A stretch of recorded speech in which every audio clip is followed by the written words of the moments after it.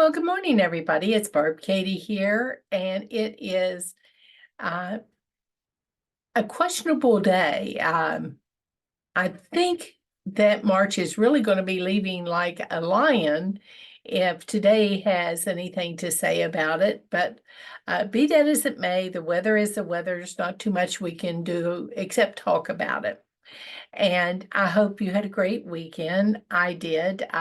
Our family has a good bit of Irish in us, so we really celebrated that aspect of who we are over the weekend and enjoyed being together and doing a lot of traditional fun things. What I'd like, I think, to talk with you about today, though, is something that some of us may struggle with from time to time. Have you ever felt like you were exhausted, or uninspired, or even unwell? You might want to consider some ideas about how to take better care of yourself. Um, I'm sure you take really good care of all those around you, but how good are you at nurturing yourself? Why do we often fail at something as basic as taking care of ourselves? Well, I think most of us tend to be pretty darn busy. We have a good bit of stress in our lives and in our jobs. Uh, Sometimes we're also too consumed with technology to make time for ourselves. Me time is usually the last thing people tend to put on the agenda.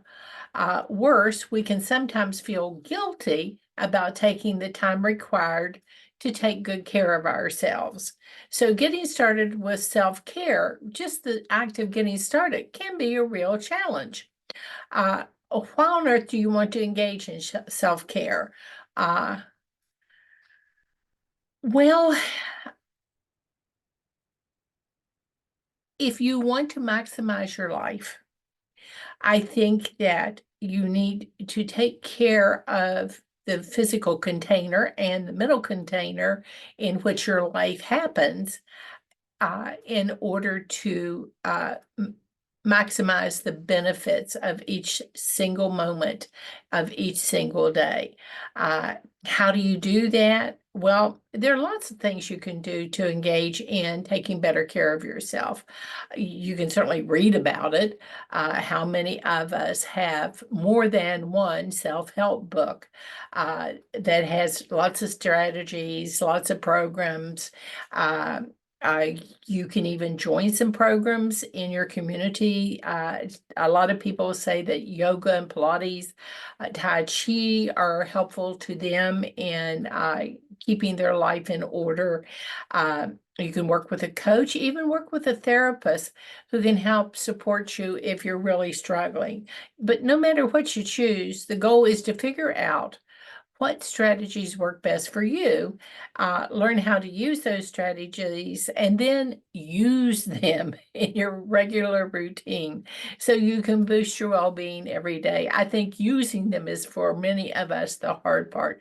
We may know what we should do as far as setting time aside for ourselves, but actually moving forward and using what we know isn't always the easiest of things. So let me just run through a dozen, and I'm sure if you were doing it, you could come up with even more than my little list here that might help you developing some kind of a routine that you could practice.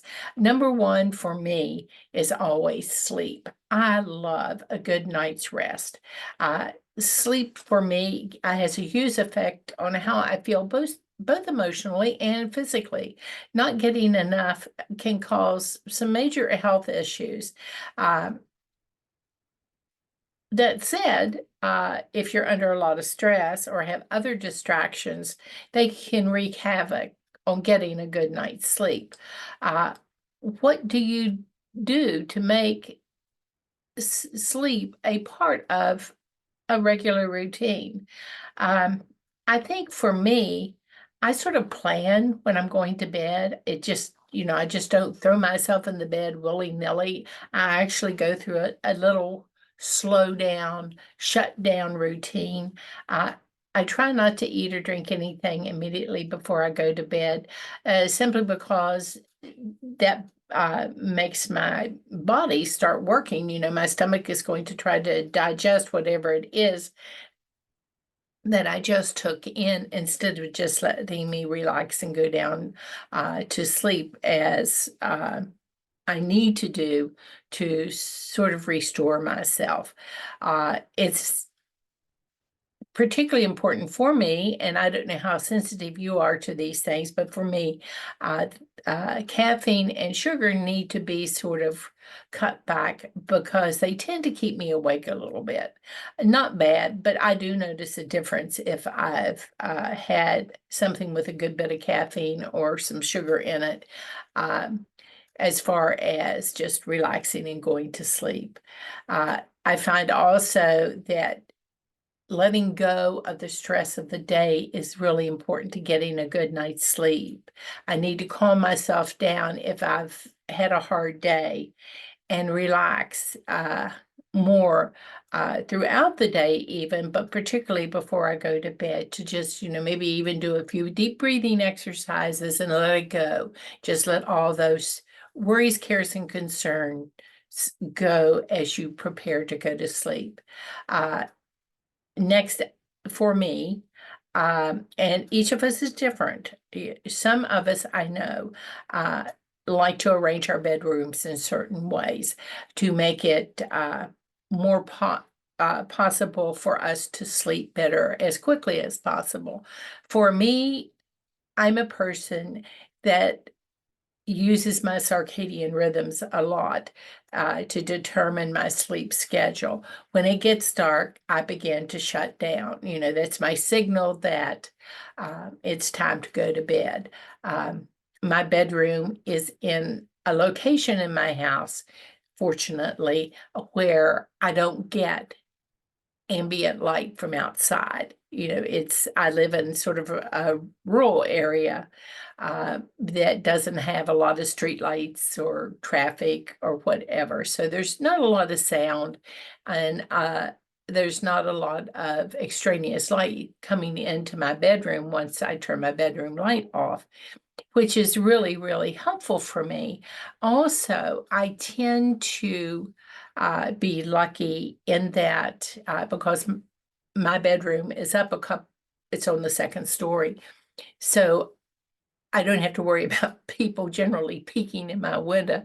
And I sleep with the curtains open in my bedroom because I like to wake with the new day. Again, that has to do with circadian rhythm. When the sun begins to come up, my body, and is stimulated by the change in the light, even though I am asleep, and I become gradually to get up out of that sleep state naturally. For a lot of people, you may find that you really need to get some blackout curtains to keep the light out of your room. You may even need to do certain things like, turning off the TV, making sure your laptop's off, that your cell phone is on silent, whatever. It was easier, I think, when I was growing up, because you didn't have all these external stimuli that tried to intervene during the period of time during the day that you were sleeping and going into that nice, restful REM sleep that is so healing and restorative. You also may be a person that likes white noise, and a lot of people use the television as white noise. And it's up to you as to how you arrange your room in a way that helps you relax, shut down, and let go of all the day's cares and concerns, and allow yourself the healing power of sleep. Number two is for me to take good care of my gut, to make sure that how I'm feeling uh, is contributing to my overall feelings of vitality, well-being, and my health. The types of food that we eat crucially impact the bacteria that live in our stomachs. And this can result in a cascade of either positive or negative outcomes. Healing the gut can lead to a very happy person, and vice versa if you don't heal the gut. I tend to like to eat things that have natural probiotics in them, like yogurt and sauerkraut and buttermilk, and but that's me, and that works for me. But take good care of your gut. Make sure that your digestion is good. Number 3 for me is exercising daily as part of the routine. And here I think in everything we're talking about, it's that word keeps cropping up in my mind. Routine, routine, routine. Do I actually have a routine, or does this just only happen when I deliberately focus on it? Is it part of my life? Or do I have to think about making it part of my life in order to do it? And that'll have consequences here in just a couple minutes as I continue rambling here. Uh, we all know exercise is good for us, but do we really know how good? Daily exercise can help you both physically and mentally. It can be a mood booster. It can be a stress reducer, and it can be a way to help handle anxiety. Not to mention, it can help us as we are dealing with our weight journey. Of course, it probably, for many of us, is a little bit hard to go to the gym every day, but we can always incorporate some type of exercise, such as just going for a simple walk, uh, into our schedule fairly easily. The important thing is just making a reminder to do it. Create a routine that works for you. Point number 4 for me that really is helpful when it comes to taking better care of me is eating right. The food we eat really has the potential to either keep us healthy or contribute to a variety of health issues. Those of us who are diabetics know that quite well, that the foods we eat do have powerful impacts. And the food we eat also makes sure that our minds are working and that we are alert. Eating the right foods actually can prevent short-term memory loss, and I really think I need that sometimes. Uh, it can help with inflammation if you're troubled with arthritis, both of which can have long-term effects on the brain and in turn on the rest of the body. And we all know some of the foods that are really nutrient dense that actually could be termed self-care foods. Things like fatty fish such as salmon, blueberries, nuts, dark green leafy vegetables. Boy, that was hard to get out. And foods like broccoli. And that's just a few of my personal favorites that come to mind whenever I think of something that I enjoy eating. It's also a self-care food that fuels my body in a way that is going to help me take good care of me. Uh, Number 5, and for a lot of us, I think this one is really difficult. It's a challenge. Say no to others and say yes to you. For me, learning to say no has been really hard. I feel obligated to say yes when someone asks uh, more of my time or energy, even though I'm already at the point where I'm stressed or what time I have to give is exhausted.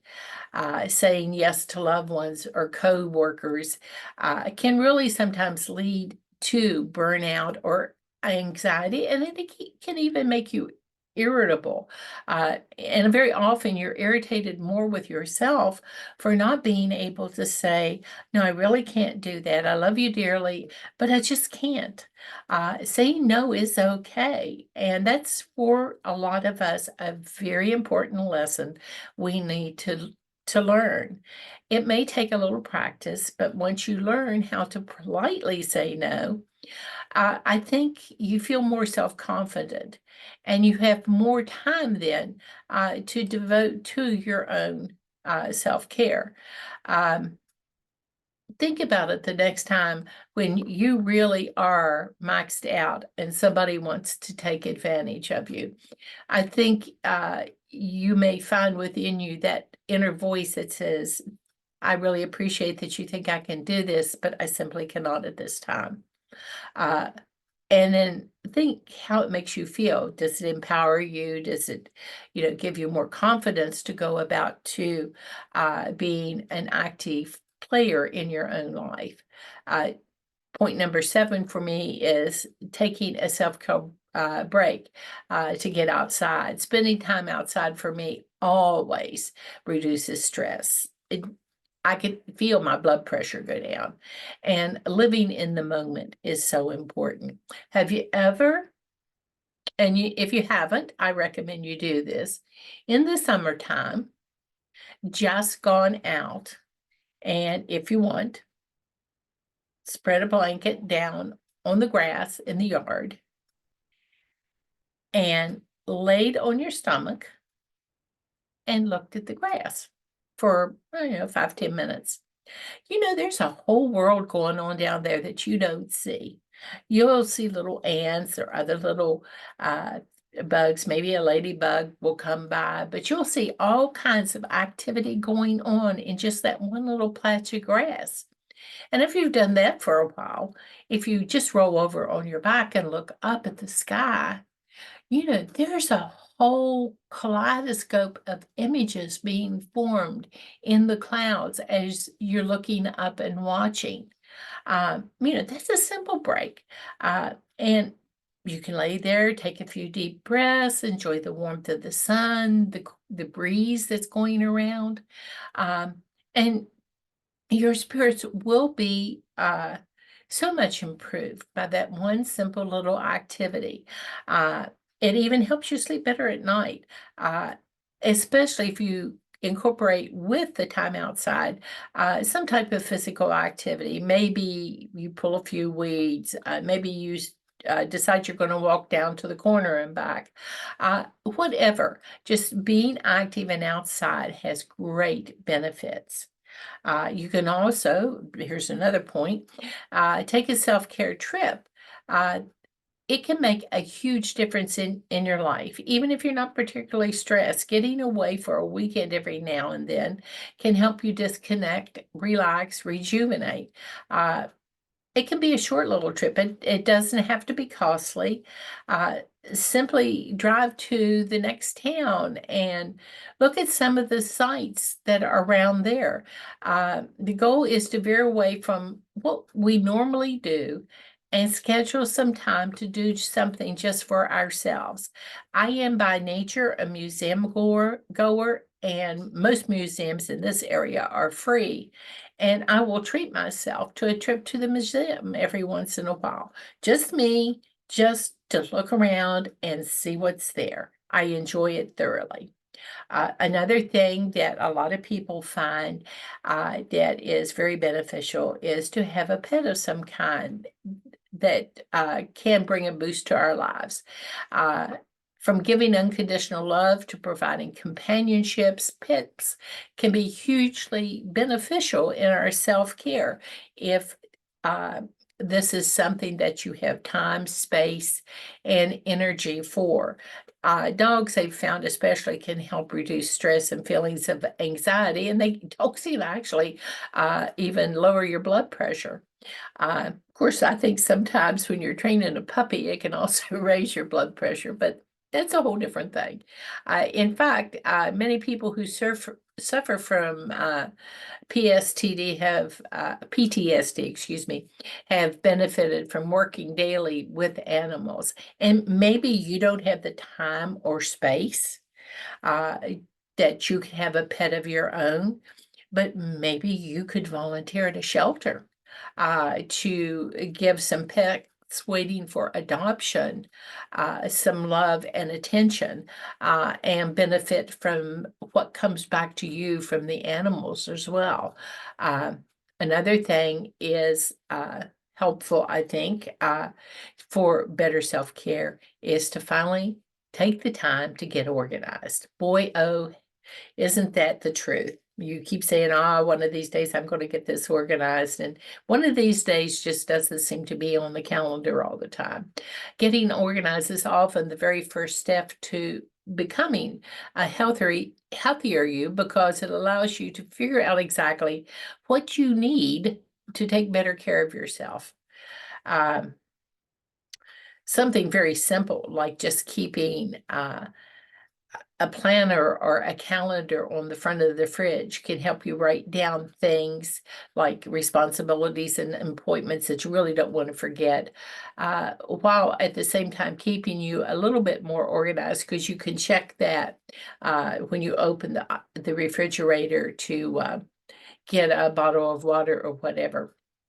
You can also create an area in a space convenient for you in your house where you're going to keep certain important things that you need for daily life, like your keys, like your purse, or your backpacks, or a briefcase, or your coats, and make sure they're ready to go for the next day.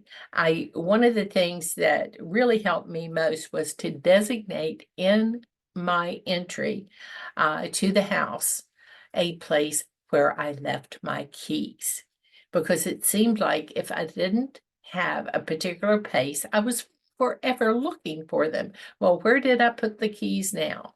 Well, now I deliberately have a place dedicated for them, and it makes it so much easier to stay organized just with that one simple little step. I don't have to go in search of. It is now a habit that the keys go in this one particular designated place. Another tip, and this is tip number 10, I told you I was going to give you a dozen, so we're almost done. Cooking at home to take care of yourself.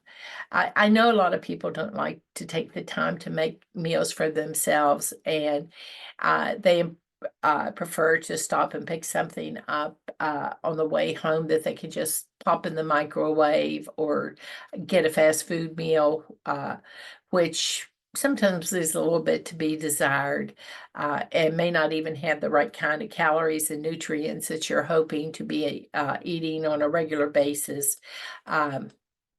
Bearing in mind that eating what you eat is quite important. Even if it's only a few days a week, consider making a healthy meal for yourself and your whole family.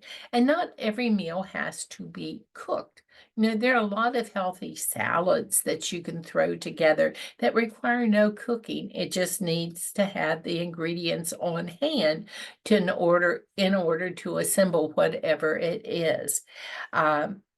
It also can save quite a lot of money if you get in the habit of eating in as opposed to purchasing food to bring in or dining out. It also can give you a little bit more time in the day if you need it. A time that can be spent learning a new skill or trying something new. I mean, I hate to go into a restaurant and want to try something on the menu, but not want to spend the money because it might be something I don't care for. I'm much better off to experiment at home where I can see what I can do if I don't like it, to at least make it more palatable. Another thing that I find helpful is taking the time to read a book. And this can even be a book on self-care.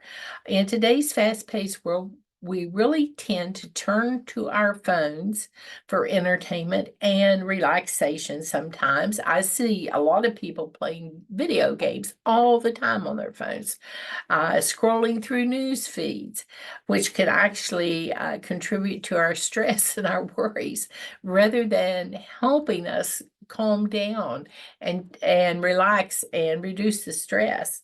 Uh, Getting engrossed in a really good book is one of the things that I find to be tremendously relaxing because I can just let my mind go to wherever the book takes me.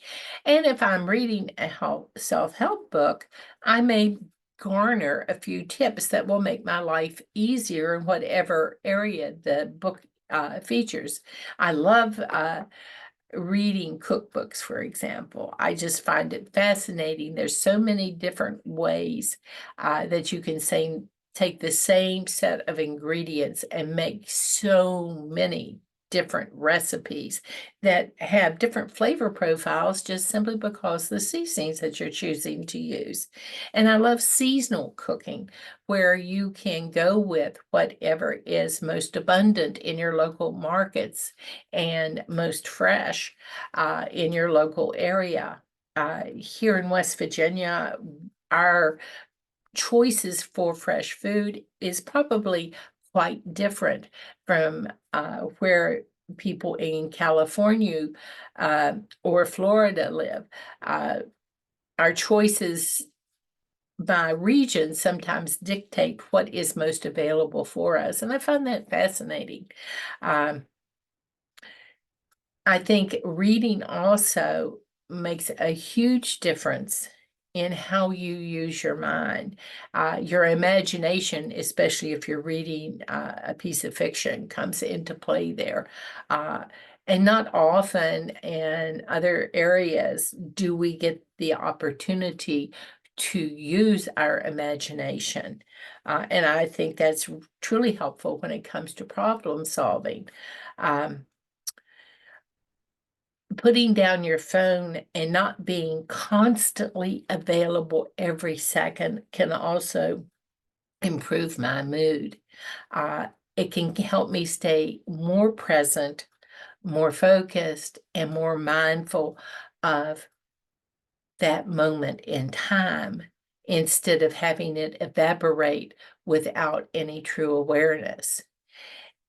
The last point is schedule your self-care time and guard it with everything you have.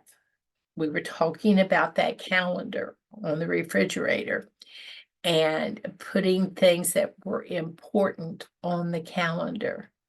Do you have a time set aside just for you on your calendar? If you put something on your calendar that involved a commitment to someone else, you would take real care to honor that commitment, wouldn't you? You would have placed it on the calendar because it was important, and you would take note of it. You would not just let it blow by. You would say, I need to do this. Well, the same is true for you. You need to schedule a time to take care of you. Whether you decide you want to take a long walk, maybe take a bubble bath, enjoy a good movie with some friends. Taking time just for you is so important. Look for small ways you can incorporate it into everyday life. You could even wake up 15 minutes earlier to be able to sit with a cup of tea and practice deep breathing before all the bothers, cares, and concerns of the day begins. Just a quiet time over a cup of tea to relax and enjoy. Or you might take a short walk around the block if you're on a lunch break, just to clear your mind, a time during the day set aside just for you. The more you can work self-care time into your schedule, the better you'll be able to grow, enjoy your life, and thrive. It can be hard for us all to find extra time, but time is our most precious, priceless possession, and it's extremely important to plan regular self-care time. Moments alone can help us ponder the best ways to move forward in our lives and keep us grounded. And moments with friends can help us feel more connected and relaxed. And with that in mind, I am going to take a few moments of time right now to do something I thoroughly enjoy doing, which is getting out and heading toward my TOPS meeting. So you all have a great day, enjoy yourselves, and always remember to take time for you. You're worth it. Talk to you later. Bye for now.